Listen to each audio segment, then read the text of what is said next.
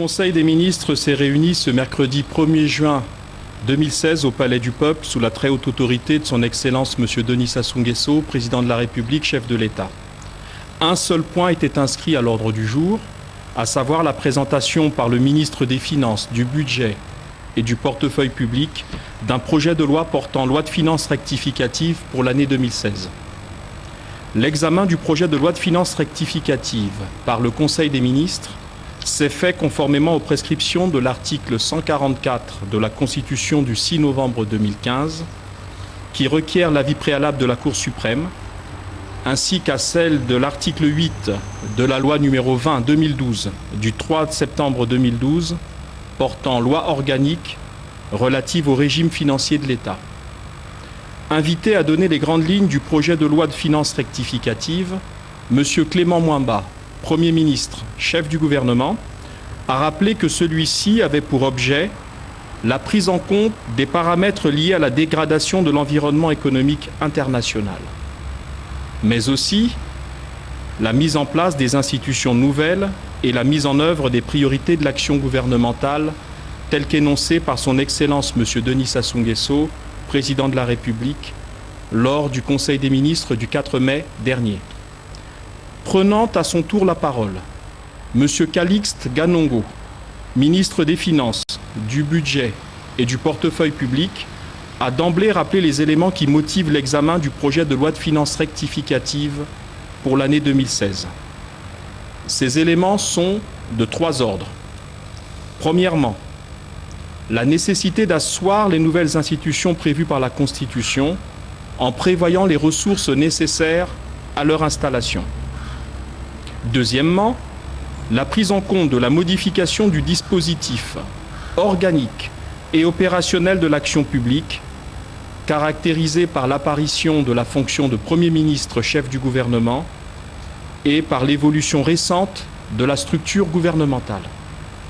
Troisièmement, le fort recul du prix du pétrole, principale ressource du Congo.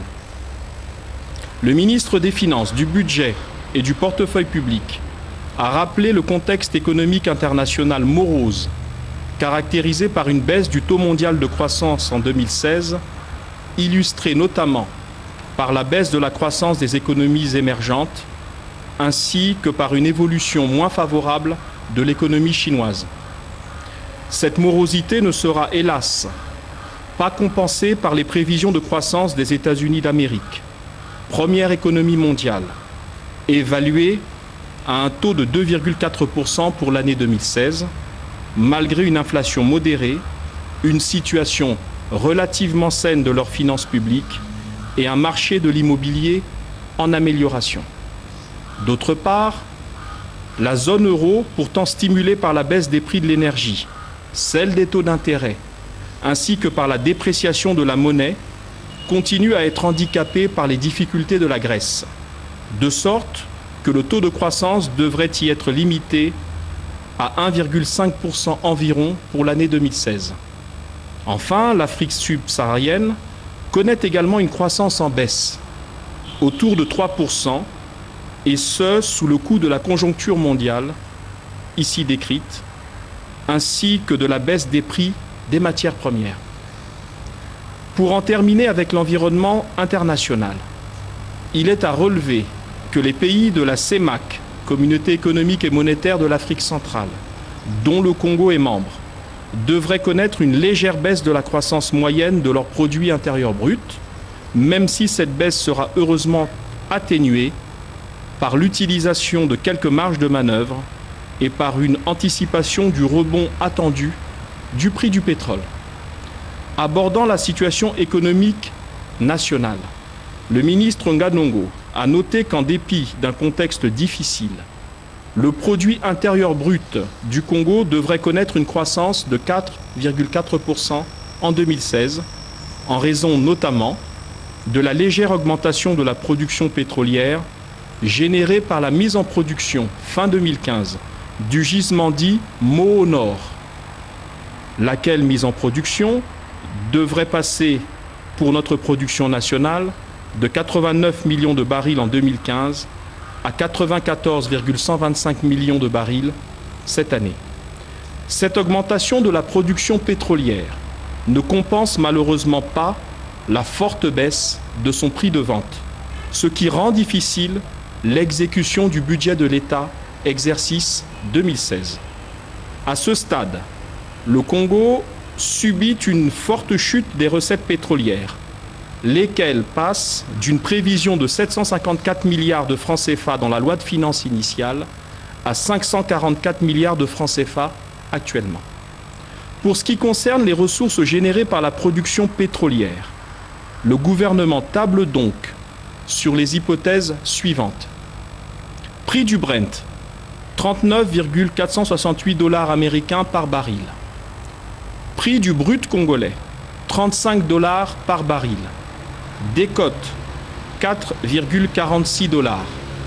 Production pétrolière 2016 pour le Congo, 94,125 millions de barils.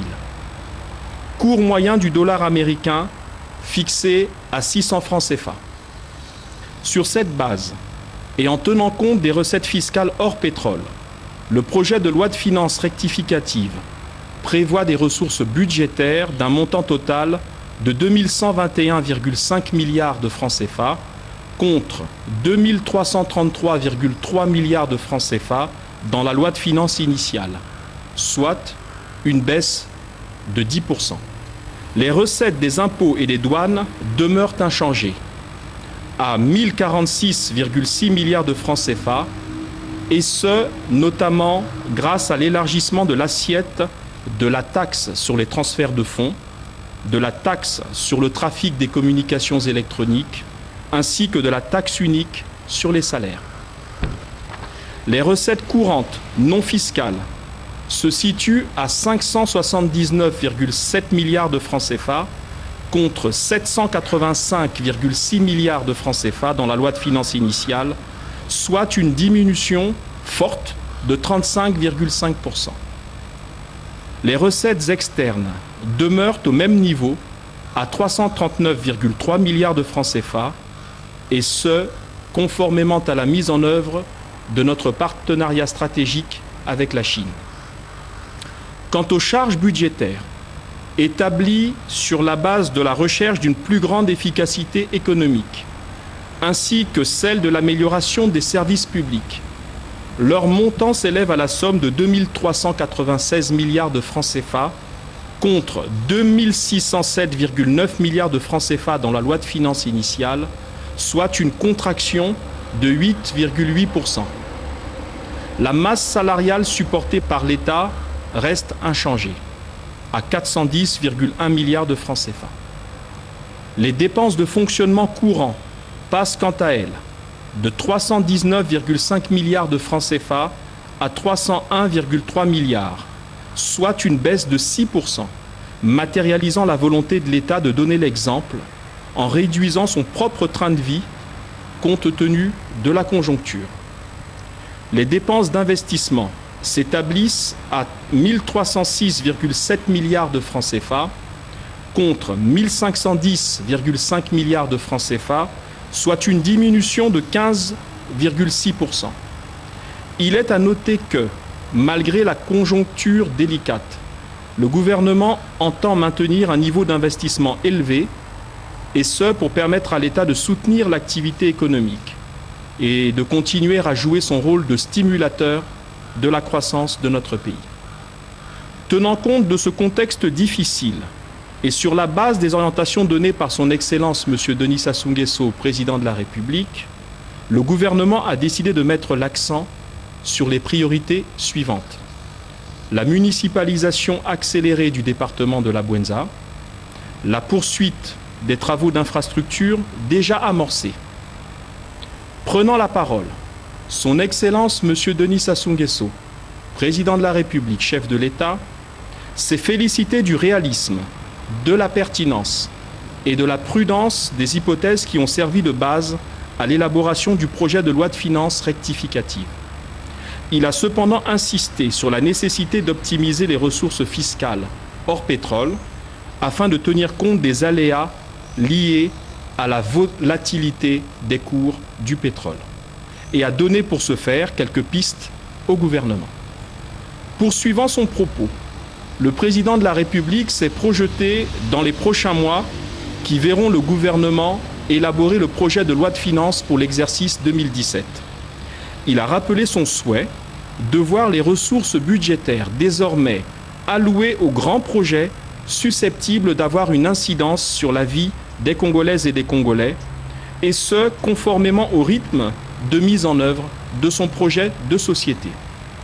À cet effet, il a indiqué les grandes priorités de l'exercice budgétaire 2017, notamment la mise en route effective de l'activité des entreprises situées sur la zone industrielle de Maluku grâce à l'arrivée effective de l'énergie, ce qui permettra la création des 2000 emplois prévus dans un premier temps.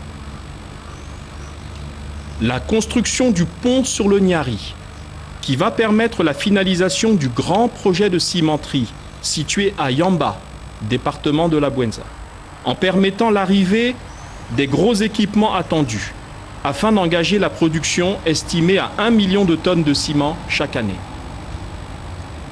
Le lancement de l'unité de production de panneaux solaires en partenariat avec la société chinoise ZTE. La mise en service effective des premiers modules de l'hôpital Mère et Enfants de Blanche-Gomez à Brazzaville, ainsi que celle de l'hôpital spécialisé d'Oyo dans le département de la Cuvette. L'ouverture effective des premiers modules de l'université de Kintélé, et ce, si possible, dès la rentrée 2016-2017. Enfin, la finalisation et le lancement des activités du second lycée d'excellence, ainsi que de l'école des métiers, tous deux situés dans le département de la Cuvette. Pour conclure ces propos, et revenant sur les urgences, le président de la République a prescrit au Premier ministre, chef du gouvernement, la mise en place d'un comité interministériel placé sous l'autorité de celui-ci et chargé de gérer le problème des érosions dans les villes de Brazzaville et Pointe-Noire. Le chef de l'État a indiqué que les ministères concernés par cette problématique devront mettre en œuvre les actions nécessaires afin d'apporter des réponses concrètes et pratiques à cette question, et ce, si possible, avant la reprise de la saison dite des grandes pluies. L'ordre du jour étant épuisé, le président de la République a alors levé la séance. Commencée à 10 h, la réunion du Conseil des ministres a pris fin à 12 h 15.